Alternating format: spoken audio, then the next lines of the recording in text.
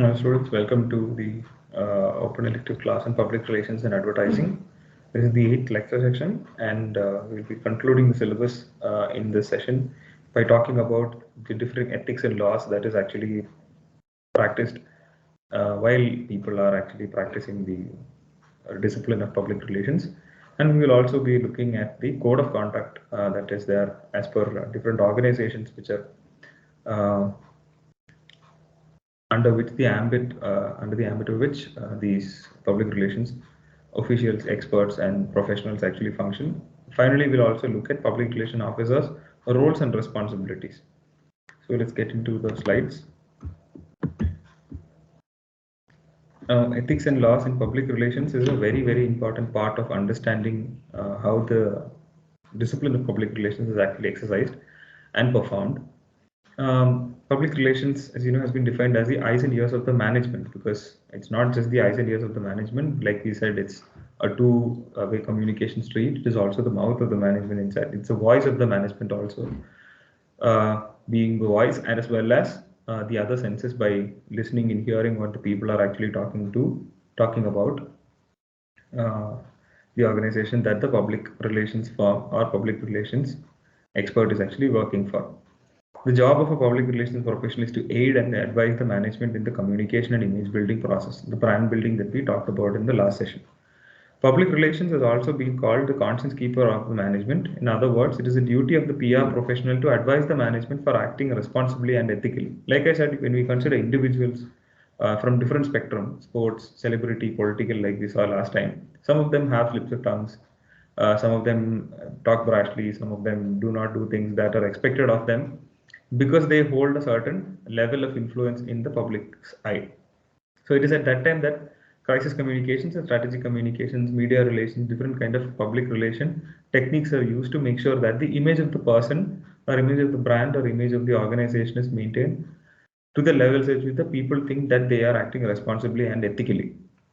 And we talked about ethics when we were dealing with the ethics part of advertisements and how we are supposed to apply ethics in how advertising is packaged and delivered to people. Similar principles are applied here. Ethical practice must consider the employer self-interest, the public self-interest, personal self-interest, and the standards of the public relations profession. So you see that one is the employer self-interest, which is to deal with how they are treating their employees and how what image goes out of their work culture. The public self-interest, how they how the public perceives it is being treated by the brand. Personal self-interest, how the brand treats itself in front of the public.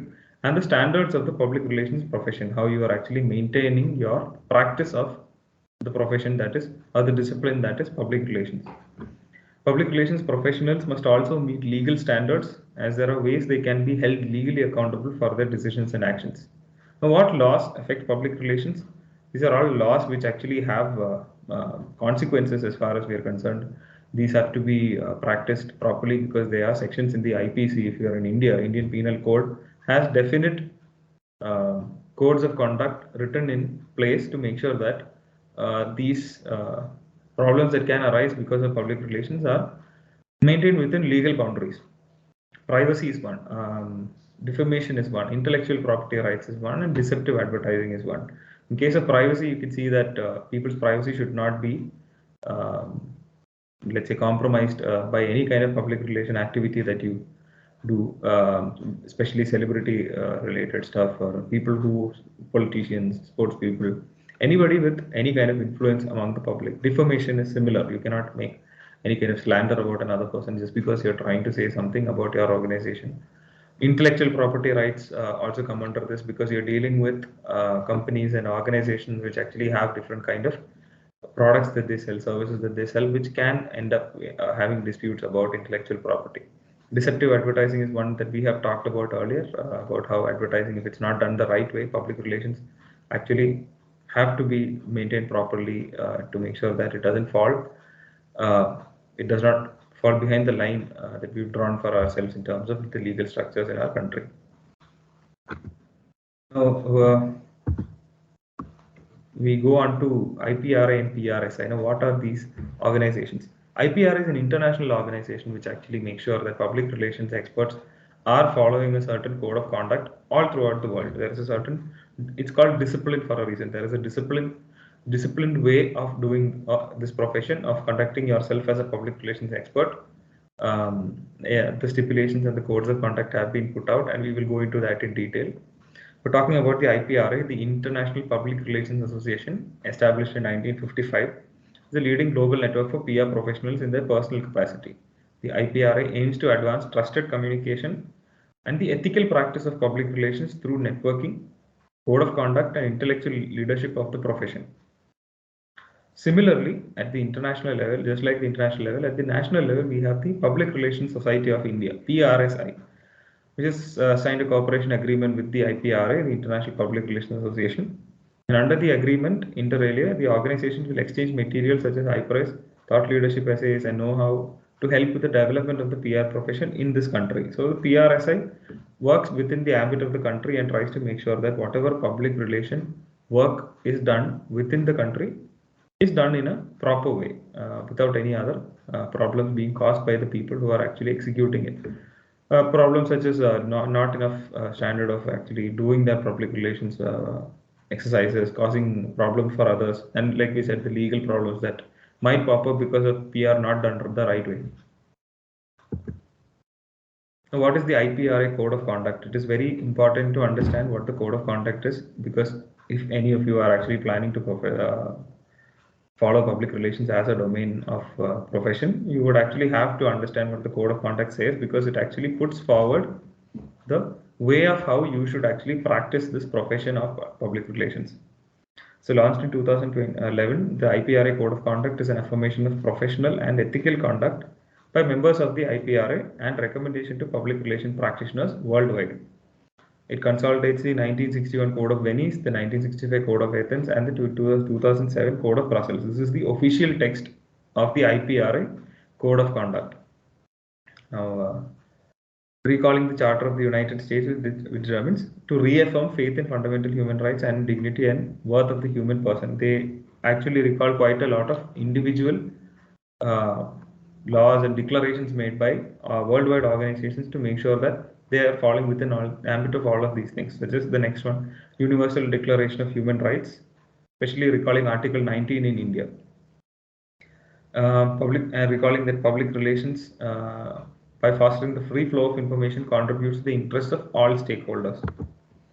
The conduct of public relations and public affairs provides essential democratic representation to authorities. Now, these are steps where, or these are recalling that these are things that to be kept in mind. Recall is basically things that you have to remember. You have to remember that public relations professionals or practitioners, through their wide-reaching communication skills, possess a means of influence that should be restrained by the observance of a code of professional and ethical conduct. You also have to remember that channels of communication, such as the internet and other digital media, are channels where erroneous or misleading information may be widely disseminated and remain unchallenged, and therefore demand special attention from public relations practitioners to maintain trust and credibility. We all know how much deregulated the internet spaces, and how much information can be good and bad. And it's up to the public relations professionals, because of the influence that they possess, to make sure that trust and credibility is not lost among the public when they are putting out some statement related to information that is coming from the internet.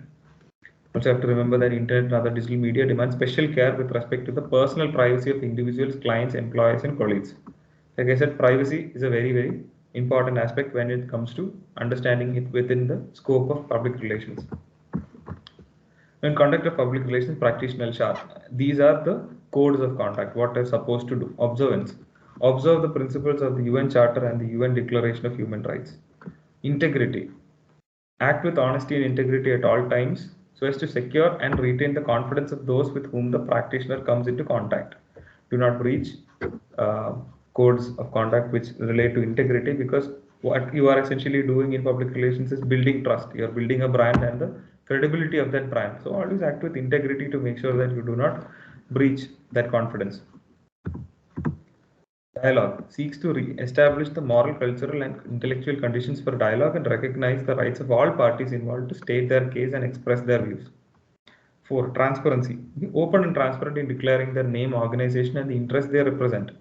For public relations experts and professionals, this is a go-to because they actually are coming from verified sources. They are representing someone, so it's very important that they be open and transparent. Conflict. Avoid any professional conflicts of interest and to disclose such conflicts to affected parties when they occur. Confidentiality is another important thing because at the same time you are representing an organization. Honor confidential information provided to them. Accuracy. Take all reasonable steps to ensure the truth and accuracy of all information provided. Falsehood. Make every effort to not intentionally disseminate false or misleading information. To exercise proper care to avoid doing so unintentionally and correct any such act promptly. Public relations itself is a corrective act or if in case of any problem, so it's inbuilt within these codes that you have to actually practice this yourself to make sure that you are going to apply it in the field. Deception. Not obtain information by deceptive or dishonest means. Disclosure. Not create or use any organization to serve an announced cause but which actually serves an undisclosed interest. Profit. Not sell for profit to third parties copies of documents obtained from public authorities. Remuneration. Whilst providing professional services, not accept any form of payment in connection with those services from anyone other than the principal. Inducement. Neither directly or indirectly offer nor give any financial or other inducement to public representatives or the media or other stakeholders. Influence. Neither propose or undertake any action which would constitute an improper influence on public representatives, the media or other stakeholders. Competitors. Not intentionally injure the professional reputation of another practitioner. Poaching. Not seek to secure another practitioner's client by deceptive means. These are all codes of conduct that are usually given for most of the management jobs, but it's the same thing that applies to public relations. You're not supposed to influence, you're not supposed to do unfair competition, you're not supposed to poach another practitioner's client. Employment. When employing personnel from public authorities or competitors, take care to follow the rules and confidentiality requirements of those organizations. Colleagues, observe this code with respect to fellow IPRA members and public relations practitioners worldwide. So they have a declaration at the end saying the IPRA members shall, in upholding this code, agree to abide by and help enforce the disciplinary procedures of the IPRA in regard to any breach of this code. So this is a sort of code of conduct document which informs public relations experts and professionals to make sure that they conduct themselves in a way where all of these 18 points are actually practiced. This code was formally adopted by the IPRA board on 5th November 2000, launched in 2011. So it's very important.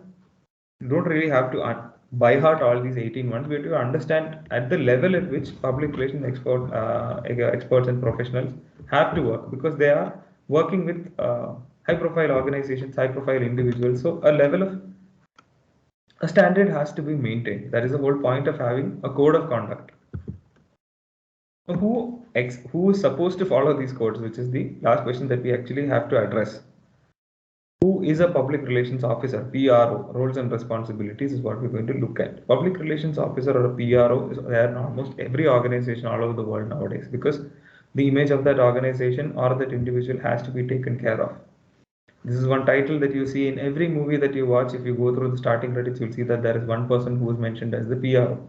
So any venture, any event, any organization, any kind of individual whose image has to be taken care of, there will be a public relations officer who is an expert who is practicing public relations to make sure that the image is maintained and the health of that brand is maintained.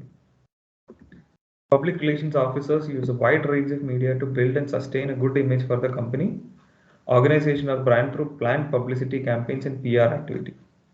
Public relations account executives are responsible for handling all aspects of planned publicity campaigns and PR activities. So they are the ones who actually plan all these campaigns and different activities, which is actually building the brand in front of the public. What are the responsibilities of a PRO? Some of them are planning publicity strategies and campaigns, just like we told now. Writing and producing presentations and press releases, which we discussed when we were talking about the different tools that are used by public relations officers. Dealing with inquiries from the public, the press, and the related organizations. This is part of the two-way communication that we discussed earlier, of how they have to take feedback from the public, the press, and other organizations in order to get a better picture of what the state of the image is. Organizing and attending promotional events such as press conferences, open days, exhibitions, tours, and visits. These are different tools, like I said earlier. Just like press releases, you would have different kind of activities engaging the public with respect to the brand, such as press conferences, media tours we discussed about, so and so. The other one is speaking publicly at interviews, press conferences, and presentations, providing clients with information about new promotional opportunities and current PR campaigns progress. So you're giving new information to the people, to the clients of how what is happening with your brand, new opportunities, and how the current campaigns are actually going on. Analyzing media coverage, like I said, this is another way of taking feedback from the public, because the media are the eyes and ears of the public. If PR organizations are the eyes and ears of the management, the media is supposed to be the eyes and ears of the public. So understanding how the media is covering a certain person or an individual or an organization who is your client, analyzing them becomes one of the core aspects of developing your strategy of how to conduct public relations for your client. Commissioning or undertaking relevant market research. Research is of paramount importance when it comes to any exercise like public relations. We discuss for advertising also, it's the same thing, but for public relations it becomes all the more important, because you're dealing with organizations and individuals who expect you to actually put out a good image of them. So proper research has to be done, and how the people perceive them, in order to keep yourself updated on how the public perceives your brand. Liaising with clients, managerial and journalistic staff about budgets, timescales and objectives, making sure that your internal communication channel is also very well set, as well as the external channels of communication such as journalistic staff. So making sure that all these things tie up together is the roles and responsibilities of a public relations officer. By doing all of these things, one is expecting the public relations officer to have a tight grip on what actually the management says to the outside world and what the outside world perceives about the management or the organization or the brand in this question. Depending on the employer, public relation officers may also be required to carry out other more general marketing responsibilities. This can involve working on websites and social media and writing and or producing presentations, reports, articles, leaflets, journals and brochures for both external and internal distribution. So different kinds of tools are given to a PRO, not necessarily the only responsibilities that we've just listed, but also other general marketing responsibilities as part of the promotion of that brand. It's all adding up to brand building at the end. So this is the end of the syllabus of this course, and I hope it was an eye-opening experience in terms of understanding what public relations and advertising is. Public relations and advertising individually are taken up usually as uh, courses for degrees, or as far as I've seen. They are very deep topics which require quite a lot of reading if you are interested in them. But this is a broader picture of what these two disciplines are and how they are intertwined, and how important it is to understand them to figure out what is going on around the world in terms of advertisements and the messaging that you see from different companies and brands. So I hope PR and advertising has been an enjoyable experience for you. Thank you for attending the open elective course, and we will get back to the college in terms of the material that is to be taken over for the exams and stuff. But if there is anything that is required, the reference for the faculty, which is me, will be shared with you. And any doubts and any questions will always be entertained, and we can take it up as and when you require. Thank you for attending the class. Thank you.